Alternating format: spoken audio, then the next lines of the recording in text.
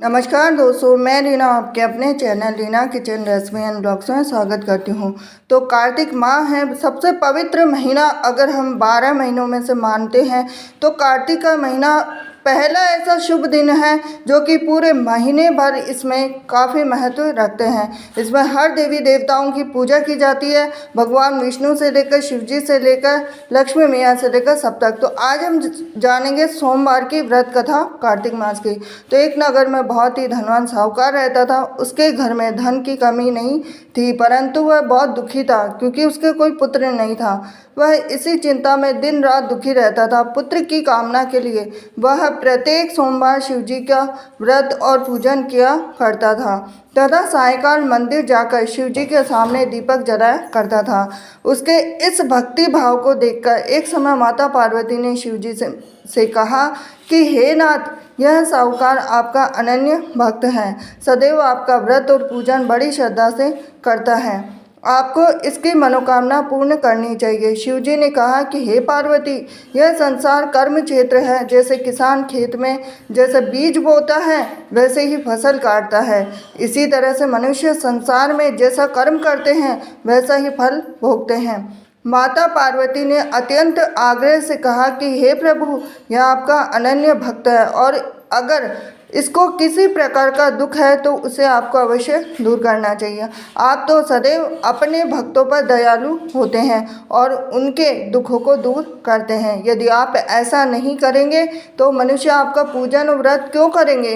तो माता पार्वती का ऐसा आग्रह देखकर शिवजी कहने लगे कि हे पार्वती, इसके कोई पुत्र नहीं है, इसकी इसी चिंता में यह अति दुखी रहता है। अब इसके भाग्य में पुत्र न होने पर मैं इसको पुत्र की प्राप्ति तो दे सकता हूँ, परंतु वह भी 12 वर्ष तक जीवित रहेगा। इसके पश्चात वह मृत्यु को प्राप्त हो जाएगा। इससे अधिक मैं इसके लिए कुछ भी नहीं कर सकता हूँ। माता पार्वती और भगवान शिव का यह वार्तालाप साहूकार सुन रहा था, तो इससे साहूकार को न तो प्रसन्नता हुई और न ही दुख हुआ। वह पूर्व के समय शिव जी का व्रत और पूजन करने लगा। अब कुछ समय के बाद में साहूकार की स्त्री गर्भवती हुई। घर में बहुत धूमधाम से खुशियाँ मनाई गई, लेकिन साहूकार के मन में तो था कि वो तो केवल 12 वर्ष तक जिंदा रहेगा, उसके बाद में उसकी कोई भी आयु नहीं थी।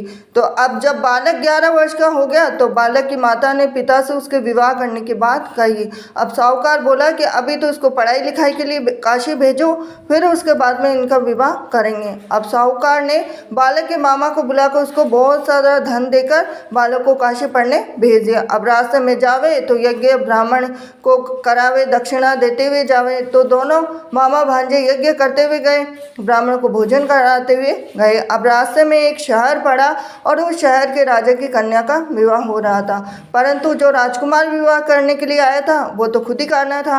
अब राजकुमार को देख राजकुमारी और उसके माता पिता विवाह में किसी भी प्रकार के अड़चन पैदा ना कर दे, इस वजह से उन्होंने उस सुंदर मनभावन लड़के को देखा तो उनके मन में विचार आया कि क्यों ना इस लड़के को वर के रूप में ढूंढ लिया जाए। तो ऐसे मन में विचार करके राजकुमार के पिता ने उस लड़के और उसके मामा से बात कर ली। अब दोनों राजी हो गए। दूल्हे का वेश बनाकर उनको कपड़े पहनाकर घोड़ी पर बिठा दिया। अब कन्या के द्वार पे पहुंचे तो सभी कार्य उनकी प्रसन्नता से पूर्ण हो गए। अब राजकुमार के पिता ने सोचा कि यदि विवाह का कार्य भी उसी लड़की से करा दिया जाए तो क्यों बुराई है, इसमें कोई बुराई नहीं है। तो ऐसा विचार कर लड़के और उसके मामा से कहा, यदि आप फेरों और कन्यादान के काम को भी करा दें तो आपकी कितनी कृपा होगी।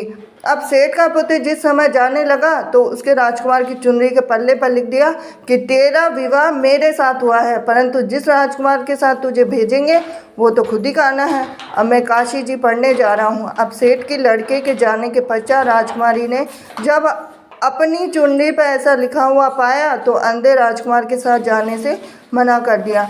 अब उसने अपने माता पिता को सारी बात बता दी और कहा कि यह मेरा पति नहीं है, मेरा विवाह इसके साथ नहीं हुआ, मेरा विवाह तो जिसके साथ हुआ जो काशी जी पढ़ने गया है।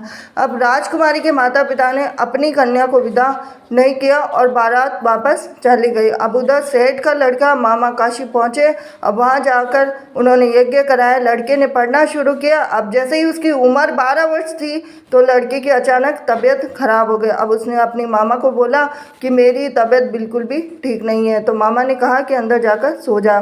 थोड़ी देर में ही उनके प्राण निकल गए। जब उसके मामा ने कहा कि उसका भांजा मृत पड़ा तो रोना पीटना मचा दूंगा तो यज्ञ का काम अधूरा रह जाएगा। अब यज्ञ का कार्य जैसे ही समाप्त हुआ तो सबने रोना पीटना शुरू कर दिया। अब उधर से माता पार्वती और शिव जी जा रहे थे। जब उन्होंने ज़ोर ज़ोर से रोने की आवाज़ सुनी तो पार्वती जी कहने लगे कि हे नाथ, कोई दुखिया रो रहा है, इसके कष्ट को दूर कीजिए। जब शिव पार्वती वहाँ पहुँचे तो उन्होंने पाया कि वहाँ एक लड़का था, उसको आपने वरदान से उत्पन्न हुआ है। तो शिव जी ने कहा कि हे पार्वती, इसकी आयु इतनी ही थी, वह भोग चुका है। तो पार्वती जी ने कहा कि हे नाथ, इस बालक को और आयु दे दो, नहीं तो इसका माता पिता तड़प तड़प कर ही मर जाएंगे। माता पार्वती के बार बार आग्रह करने पर शिव जी ने उसको जीवन का वरदान दिया। शिव जी की कृपा से उसका लड़का जीवित हो गया। अब इसके बाद में माता पार्वती कैलाश पर्वत चले गए। शिक्षा पूर्ण होने पर जब लड़का और उसके मामा यज्ञ करते हुए ब्राह्मणों को भोजन कराते हुए दक्षिणा देते हुए घर की ओर चले तो रास्ते में उसी शहर में आए और जहाँ उस लड़के का वहाँ की राजकुमारी से विवाह हो रहा था, वहाँ जाकर उन्होंने यज्ञ प्रारंभ किया। लड़के के ससुर जी आए, राजा ने उनको पहचान लिया, महल में ले जाकर उनकी आव भगत की, जैसे दास दासियाँ सहित आदर पूर्वक अपनी राजकुमारी और जवाई को विदा दिया। वहां से विदा होकर सेठ का लड़का अपने मामा और पत्नी सहित उसी तरह यज्ञ कराते हुए ब्राह्मणों को भोज कराते हुए दक्षिणा देते हुए अपने घर के लिए चले गए। घर जाकर लड़की ने अपने माता पिता को सारी बात बताई। इससे वे बहुत ही प्रसन्न हुए। शिव पार्वती, जैसे आपने सेठ और उसके परिवार को दिया वैसे सभी को देना। सोमवार व्रत कथा कहने सुनने हुकारा देने वालों को सबको देना। ये थी आज की सोमवार की व्रत कथा।